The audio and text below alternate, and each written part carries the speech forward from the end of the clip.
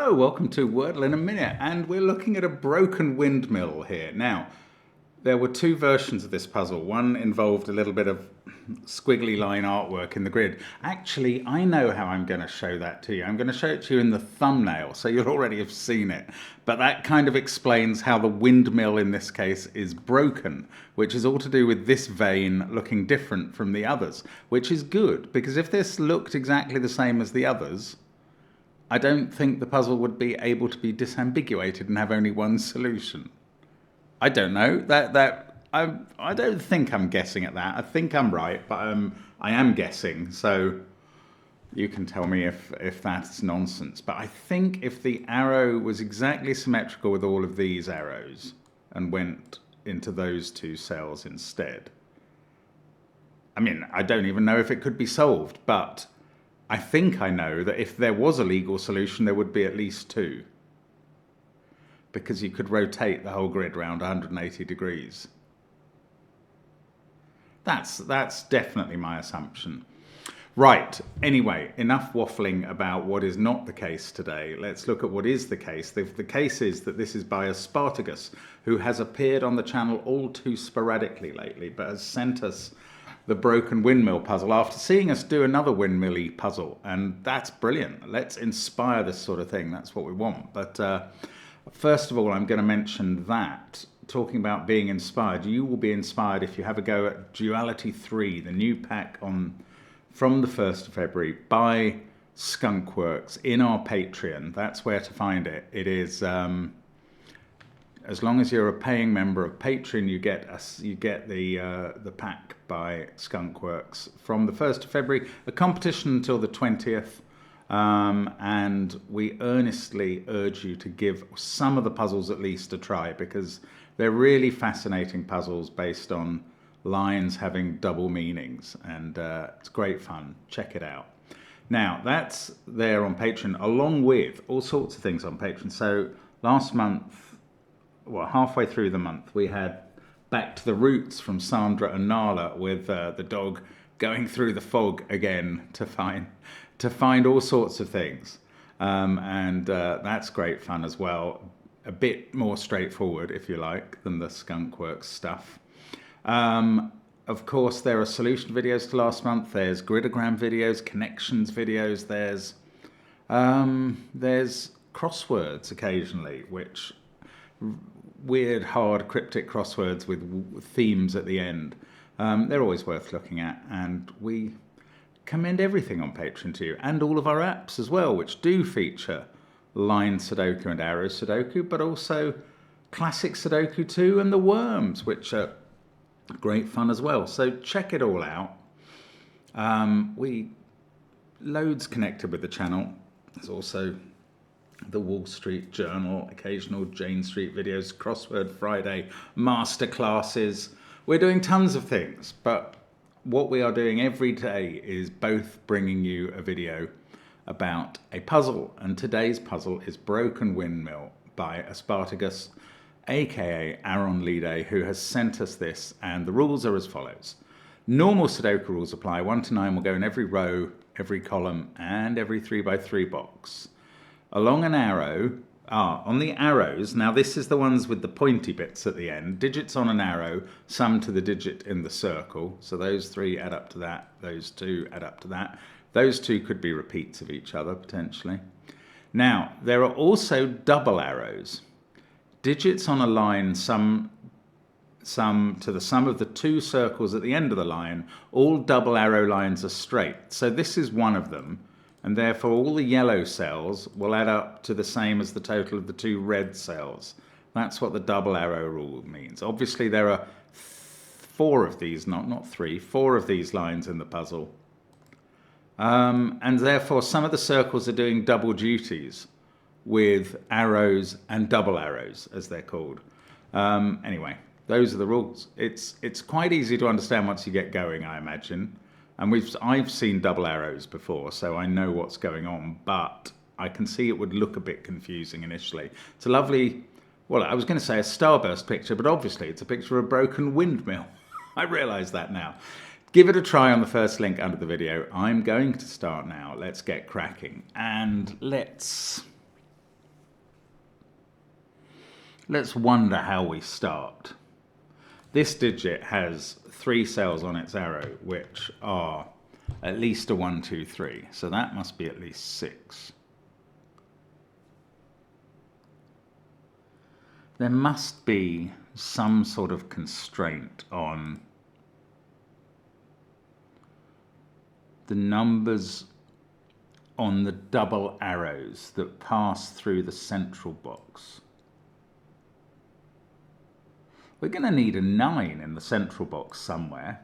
That might be potentially quite difficult.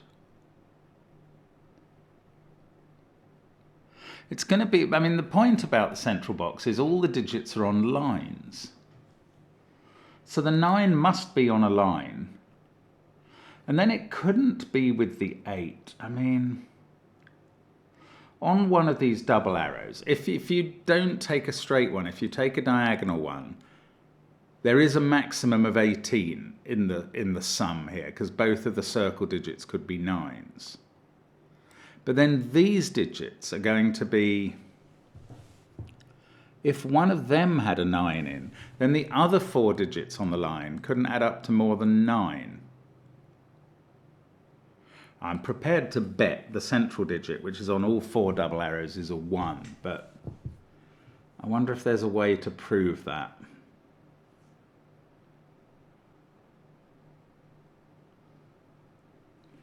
It must be something to do with how these circle values play off against each other. And we must be trying to fit a 9 and an 8 and the other high digits into this box. They're going to have to avoid each other's lines to an extent. Oh, wait. Right. I have had an idea now. This is probably the best idea I've had so far, and you may remark on the paucity of the ideas that I've articulated. So I'm going to colour these cells yellow. So, oh, it just looks like a flag symbol or something now. Anyway, I'm going to carry on. I'm going to colour these red. Now, I think we've got some algebra available here. I'm ignoring the little windmill vein arrows. They're just not relevant at the moment, I think. But there's a sort of way that yellow equals red. Green, by the way, is what I'm using for a multiple of the central digit, because that is going to count. Yeah, I'm trying to come up with a holistic total of the sum of all these double arrow lines, both from the point of view of the lines and the circles. Yeah, this is okay. So basically, if you count this central digit 4 times, because there are 4 lines, the sum of yellow plus 4 green equals the sum of red. Now, that's not bad, because we know something about the sum of yellow. That box adds up to at least 45. And we've got to add 3 more of the central digit. So that is a minimum of 48. I'm just going to write that here as an aide-memoire. These are not Sudoku digits. This is just an aide-memoire of me adding up the minimum value of all of this yellow. Because there's a lot of yellow cells and very few red. Now, that could be 1, 2, 3. That could be 1, 2, 3. And that could be 1, 2, say. So that's another 6, 12, 15. And that gets me to a total of 63. I've just added 48 and 15 to get a yellow minimum of 63. Now, what is the maximum of red?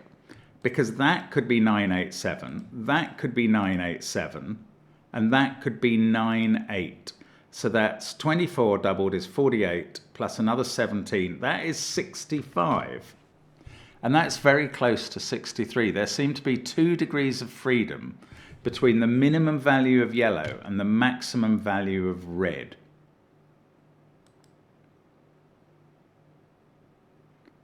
Now, I would much rather eliminate those 2 degrees of freedom than start marking these cells with 1, 2, 3, 4 or 5, and these cells with 9, 8, 7, 6 or 5 to allow for the degrees of freedom. So maybe we can work on maybe I can now prove the middle cell has to be a 1. So yes, we can immediately. If that was a 2, we'd have 45 in this central box, plus 3 more lots of green, which would be 2. And that would take us to 51, which is higher than 45 plus 3 lots of 1, which is the minimum, 48. That is 2 higher. No, it's 3 higher, and we only have 2 degrees of freedom. So let me try and re-explain that. If we had as much as a 2 in the middle, this box would add up to 45. The other 3 greens that we'd be counting, because we are on 4 lines here, would take us to 51. Then we'd have a minimum 1, 2, 3. We're up to 57. 1, 2, 3 there. 63. 1 and 2 here. 66. Whereas these reds would be maximum 987, 987. That's 48. Plus 98 is only 65. So it wouldn't work with a 2 here. And if you increase that number, it would get worse. That is a 1. There is our first digit.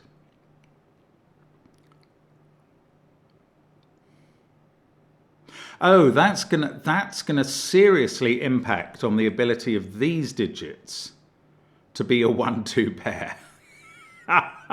Oh, right, this is perfect. Okay, now we know that the central box adds up to 48. 45 plus 3 more 1s. So here's my aide-memoire again, 48 there.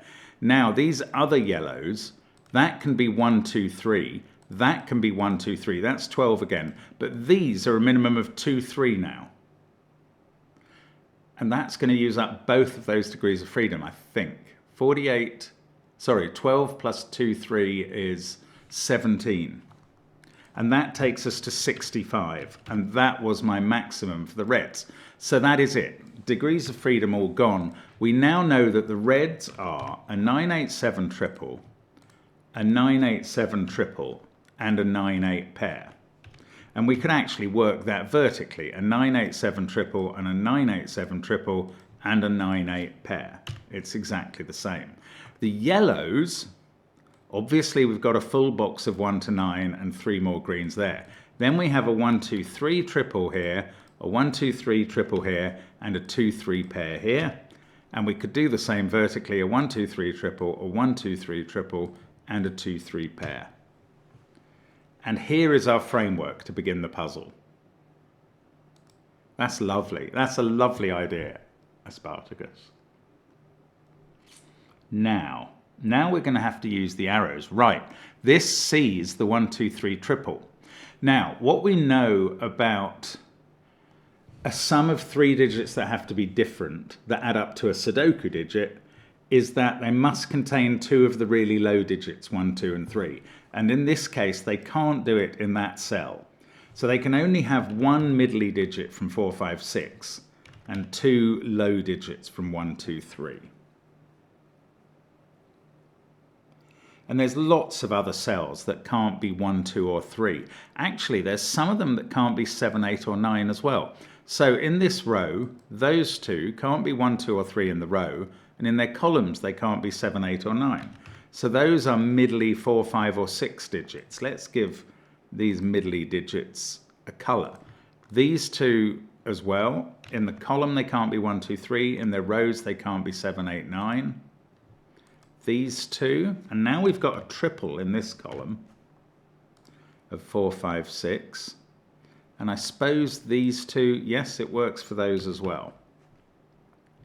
Oh, well, these little side elbow arrows, neither of the digits can be 1, 2, or 3. Look, this one sees all of those, and this one sees all of those. So, are they always a 4, 5 pair? No.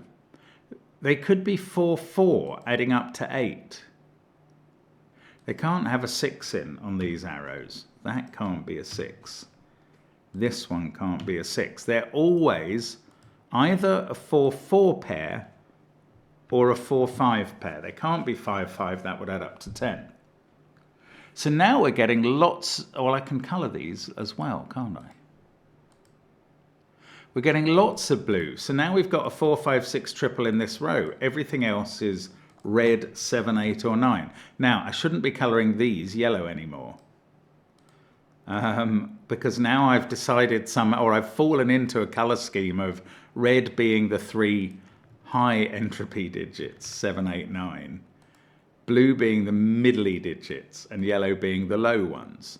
So in this column, oh look, in this column and in this column, very luckily I failed to colour this digit. Luckily, because it's allowed me to notice that it's seeing a 4-5 pair, and that must be a 6. And that is a very surprising second digit for me to get in the puzzle. Now the 6 in this row must be here. And the 6 in this column is here. I'm sure this is a 6, but I can't quite prove it yet. Maybe it's not, maybe it's not. But anyway, that was strange. Now, this sees the 3 reds in its column and the 3 yellows in its box. So it's blue, that's obviously blue. And that blue is now a 4 or a 5 because we've had the 6 in the column. So these 2 are yellow. This is strange how you can kind of colour the whole grid in this way. Maybe you can't, maybe it will run out, but it's going brilliantly so far. Now, these must include a blue and a yellow in this column, as will those 2. And these will be a red and a blue. Oh, and the blue could only be a 6 if it was in that cell. No, never mind about that. Right. Here, no, I was going to say are these 3 yellows, but there are 4 of them.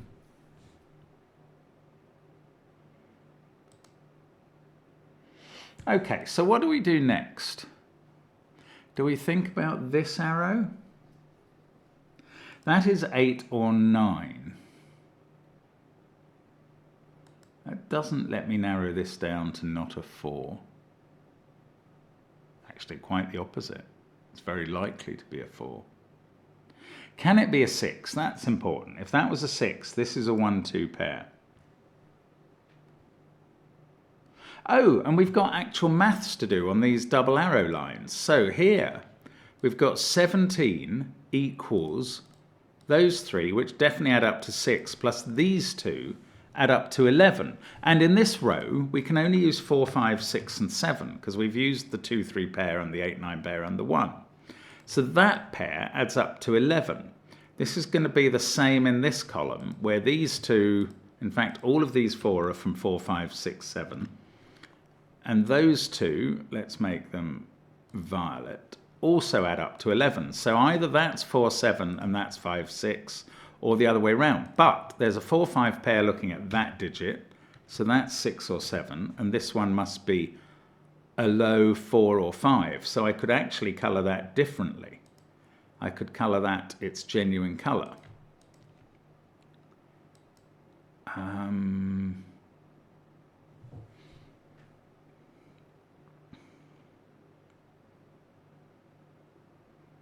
These 2 on the outside are the violet and light blue that add up to 11. These 2 are the double greens that add up to 11. Now there's other sums. Oh no, there's also that 4, 5, 6, 7 quad in the middle box. So these other digits there are 2, 3, 8 or 9.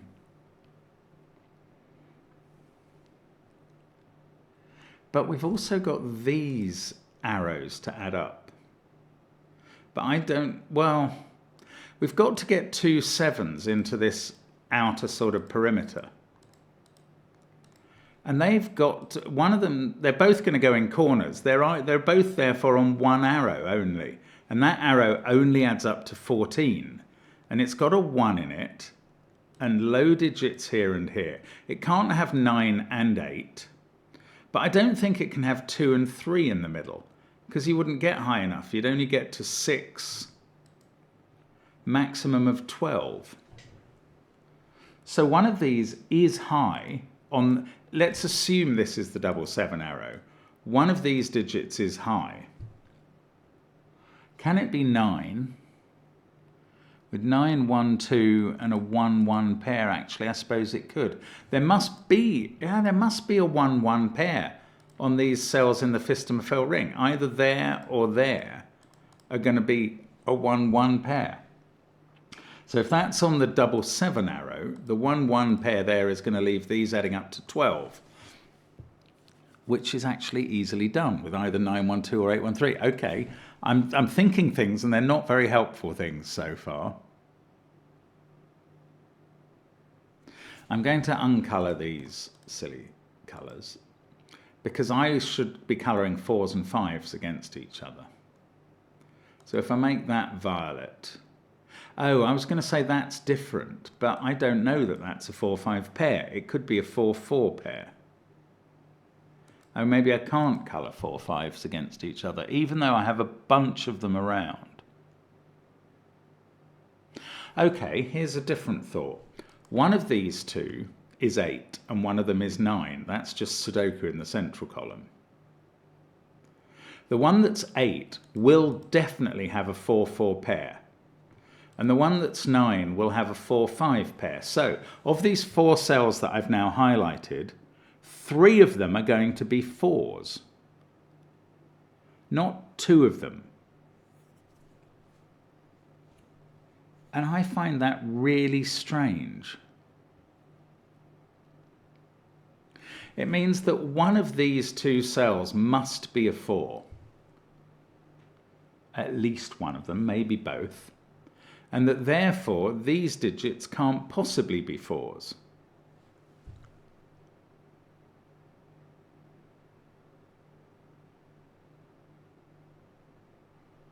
What else does that mean? Whichever one of... it can't be both of these being 4s. Because, oh no, I was going to say that would kill off both of these being 4s, but the 4 in the central box could be there, so that's wrong.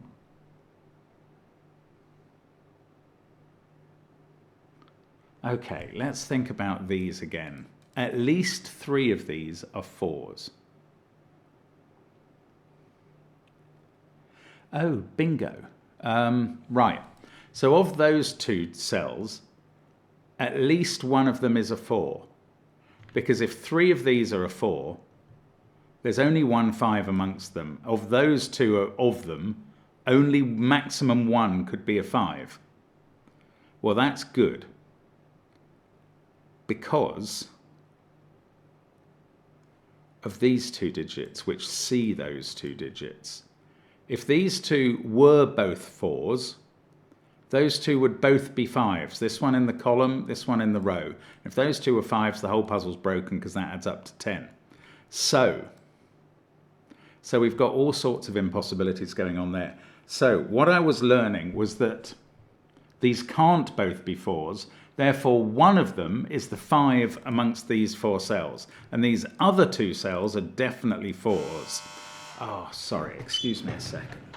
Sorry about the interruption. Right, those 2 are definitely 4s. Now, I knew something about this as well. I think this has to be a 9 arrow because these aren't both 4s because one of these is a 9. So one of these 2 is a 5 and one of them is a 4. And that means one of these is a 5 and one of these is a 4. And that must add up to 9. And now this one is 8, and that all that means is I can take 6 out of here. But that's golden, because if that's a 4, this is now a 5. And that's 6. This is just Sudoku. This pair is a 1, 2 to add to the 8. And that digit in the same box is a 3. And this one's a 2. And these 2 don't have a 2 in. How far is this going to go? I can't even tell. Those can't have an 8 in. These can't have a 9 in. 3 in this column is dealing a blow to a couple of cells there. That 5 sees this digit and this digit. They're both 4s. Now this is a 5. These 2 are the things that started it all. Oh no, look, that 4 is looking at that digit. Perfect. So that's a 5, that's a 4. That's a 5. Isn't this a brilliant puzzle? Like, the way this has come together is absolutely magical. That's a 9. I think we're going to fill in all the circles now. 7, we are. Isn't that marvellous? 9, 8, and this is a 4, and that works on the arrow. So we've filled in all the blue digits. We've filled in all the circles. There's loads of other things we can do, like take 9 out of those cells, 8 out of this one, 7 out of these two, 9 out of this one, 8 out of these two, 9 out of this one, 7 out of these two, and 8 out of this one. Then we haven't done much on the yellows, really. Now I can add this line. This is the 14 line. And what we worked out is we were going to need one high digit.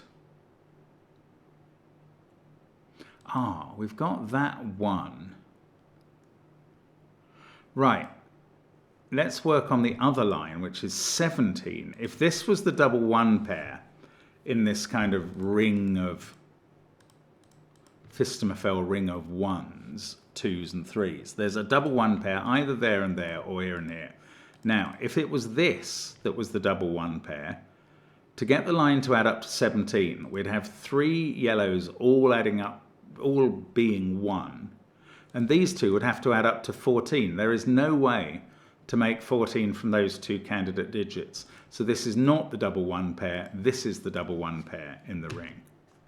And that is going to give us all of those starting yellows. This can't be a 1 now. This one can't be a 2. That 1-2 pair is seeing these cells. They can't have a 2 on anymore.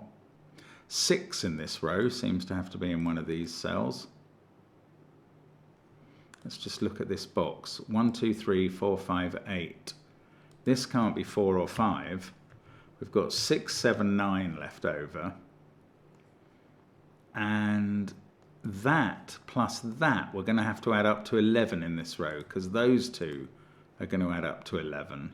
So this is low. 4 or 5. Well, it can't be 5, so that is definitely 4. And these are not a 4-7 pair, and this is where 7 goes. Oh, it's beautiful. That's a 9, that's a 6. That 9 is sorting out the reds in the column, in those boxes, in the rows that those are in. Look, they're all just coming now. 9, 7, and then in box 7 and box 1, they're all done, and all the reds I had previously coloured are numbered now. So let's keep going with the colour scheme. I mean, it doesn't really matter, actually. We're not going to need the colour scheme. This digit is a 7. And these are a 5, 6 pair at the top and bottom of the column. I say the colour scheme doesn't matter, and of course I then keep colouring everything I can find, because I'm crazy that way. 4, 9, 5, 2, 7. So these are the 6, 8 pair. We know how they fall out. These are the 1, 3 pair. We do know how they go because of the 1, 2 there. And now these can't have a 3 on. They're an 8, 9 pair. These are a 2, 3 pair. Oh, that's a 6 at the top because there's a 5 in its box. Now, 1, 2 and 5 to place here. Okay, don't know. 2, 3, 5 here. Okay, it's not time to do the corners. It's time to add up these columns where we've got these lines, where we've got 3 in yellow, 14 in red. These two add up to 11. So obviously these two add up to 11 as well, which is true. Oh, I've got an 8 looking at that. So that's a 9, that's a 2, that's a 3, that's an 8. There we go. We've managed to make those all work. Let's do the colours. Because it's a pretty primary colour scheme anyway.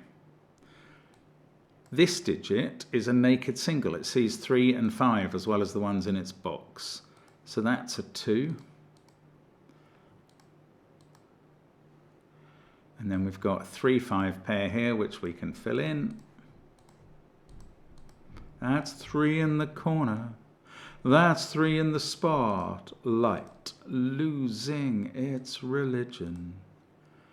That's 1. That's 2. Also yellow. 9 I can place in the box. Then 6 here. Don't know why I'm keeping the colour scheme going, but this is a 4 now. And also that's a 1, and that's going to sort out 2, 1, and a 3 up at the top. 2 and 5 to go here. Surprises me that's not done. This is a 5. That immediately does the 2-5 pair. In this row we need a 2, and then we need 1 and 3. 6 and 5 are done in the centre. I've just got the top row to go suddenly. I mean, I can't believe how perfectly all that's fallen out. So let's put in the colours, because we're nearly finished on them. Red there, then yellow for these ones, and indeed in the corner, and light blue for the others. And this digit is a 1, and that completes, it repairs our broken windmill. Fantastic puzzle by a Spartacus. I mean, just beauty and joy throughout. It's amazing to me that people can still come up with these absolutely wonderful things. You almost think that's so good, it must have existed before, and a Spartacus has just found it or brought it to us. It's so clever. I loved that opening with the yellows versus the reds and so on. It was so neat. Again, my hat is off to the genius. Fantastic puzzle. Thank you so much for following along with me. I hope you enjoyed that. I hope you had a go at it, actually, because if you found that break in, it's a gorgeous puzzle to keep solving. But I really hope to see you again on the channel soon. And until then, I shall say bye for now.